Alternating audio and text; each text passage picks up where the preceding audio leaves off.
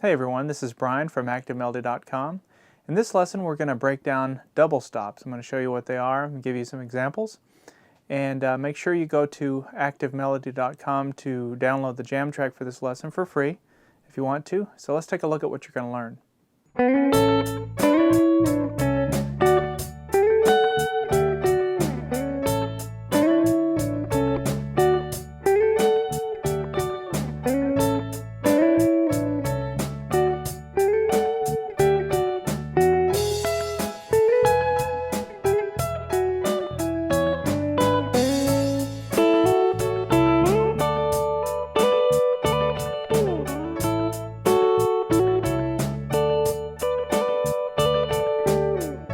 Alright, so let's break down some of these double stops. Now a double stop is simply just playing two notes at once. That's all that's meant when you hear someone refer to a double stop.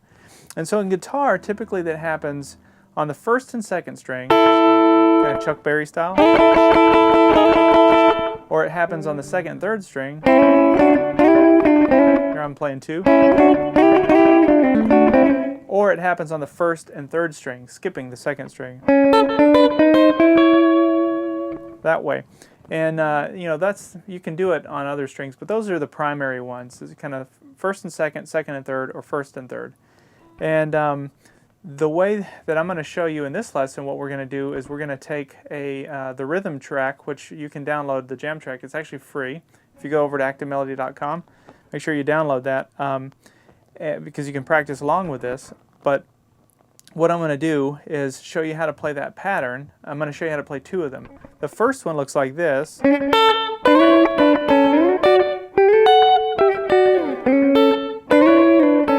the second one goes like this.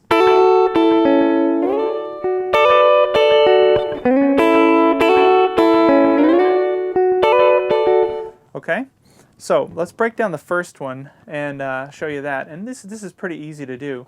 Now, we're starting on the 5th fret because the jam track is in the key of A. So if you were to make a bar chord, an A bar chord, it looks like that. And notice where we made the bar, that's kind of where the root fret is.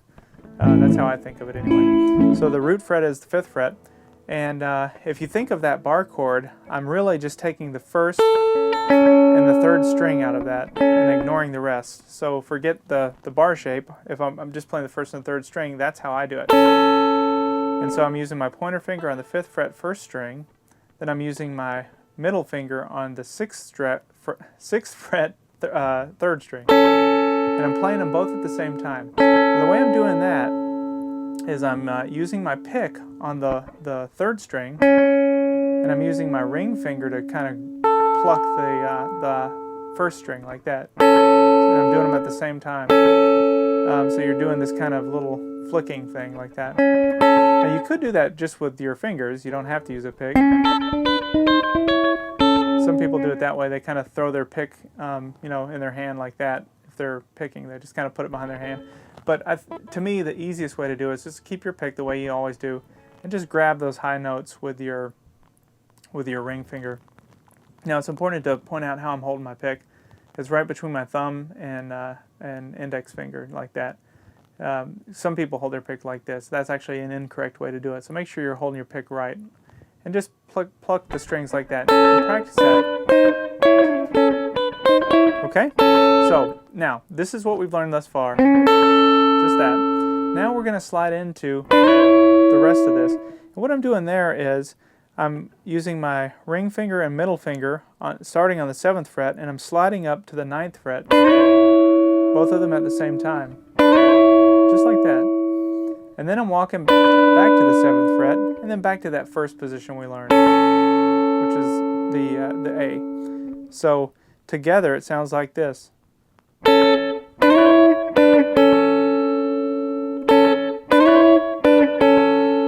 And I kind of started it like this. And I'm just kind of sliding into that to start it. You can do it, you can start it however you want, but I'm starting it kind of on the 6th fret there, kind of hitting that first, and then hitting the first string, just to kind of give it a little bit of a rhythm. And then I'm taking that same pattern and applying it over the D chord. Now the D, if you bar chord a D, it's played right up here, so the bar is actually up on the 10th fret, but it's the same pattern, so same exact concept, but shifted up to this area. So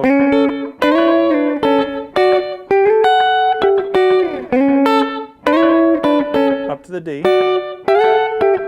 Now that you've got that, think about what you can do. If you hear a song and there's an A chord or a D chord, you can kind of work some of these licks in. And these are just a few. You can obviously keep going. But, you know, for now I'm just showing you three primary ones. And then it goes to the E part of the song,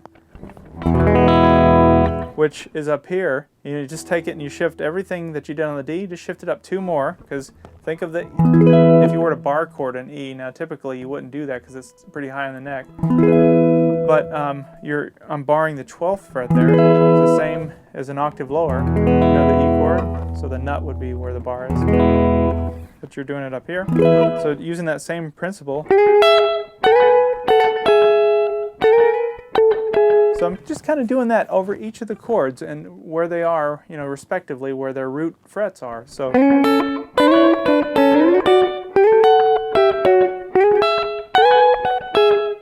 just like that. Now I do this kind of little walk down to get back to the A. Like that. And all I'm doing there is I'm playing that E, the 11th fret and the 12th, I'm sorry, the 13th fret and the 12th fret. That's where I start. Now I slide that whole thing down 2 frets, back to the D, really.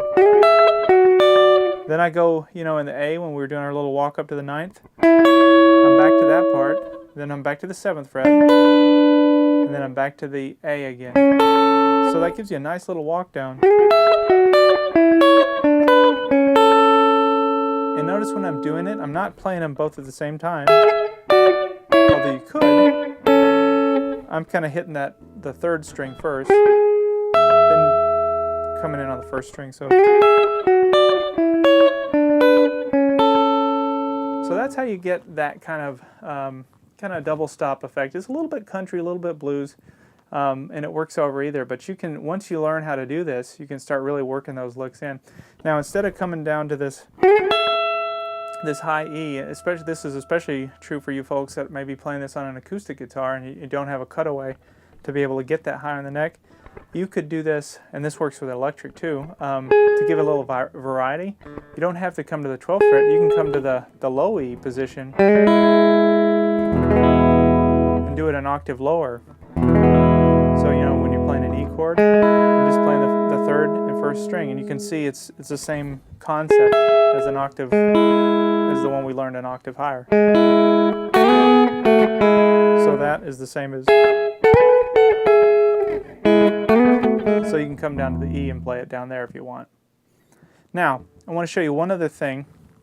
Another one that I did in this was to play a lick that sounds like this.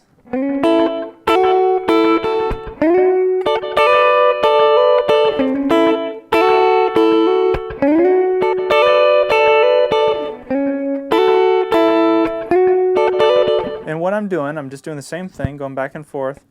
I'm just playing, instead of playing just the 1st and 3rd string, I'm kind of barring the 1st and 2nd there, and I'm hammering on, starting at the A, I'm hammering on to the 7th fret on the 2nd string.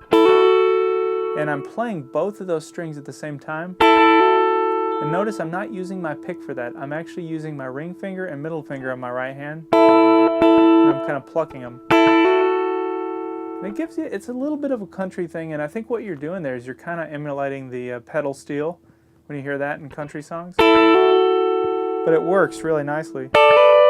Doing the same thing up at the D position. And you can, I'm kind of making up that rhythm as I go. You can do it different every time if you want. And then you do the same thing up at the E. If you really want to get creative with it, you can throw in a 7th note. And all I did there was I slid, instead of going to the 7th fret, I went up one more to the 8th on the 2nd string. And it gives you that kind of 7th, bluesy sound. So you can start to see some of the stuff you can do with this stuff. And if you combine the two,